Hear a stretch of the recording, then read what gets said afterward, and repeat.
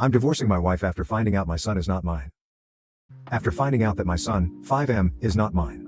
Well, a couple of weeks ago I found out that my wife cheated on me 6 years ago. The way I found out is that her sister told me after going to visit her to find out how the delivery of her first child was. She confessed to me that 6 years ago my wife told her that she slept drunk with her best friend. In her words, my wife was very sorry. At the time she told me I was with my son, and immediately after leaving her house I went to take a paternity test with him, fearing the worst.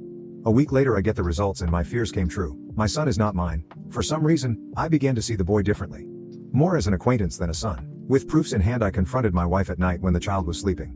She asked me who told me and I simply told her that it is none of her business. Although obviously it will not take long to connect the dots that it was her sister. Well, that is not my problem now. Regardless of that, I asked her for a divorce, which is now in process. She was devastated.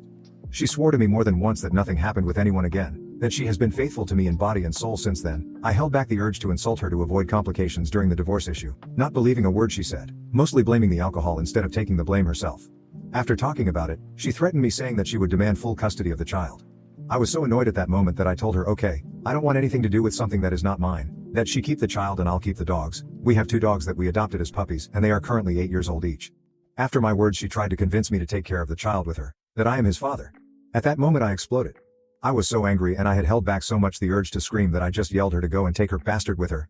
A week has passed since that and I'm at home. It is in my name because it is a gift from my parents.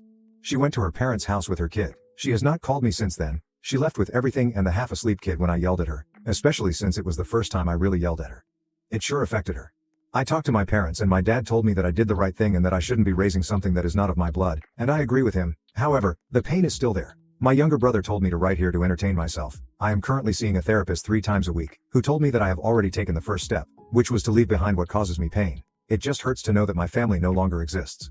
Regarding why my sister-in-law told me everything, according to her, she felt guilty seeing me always happy with my son, knowing that he may not be mine, and that the fact that we went to visit her in a moment of weakness caused her to completely break down with guilt. I don't know how true that is. I just know that right now I feel tremendous hatred for my wife and a feeling between pain and resentment for the child, although it's just time to get ahead.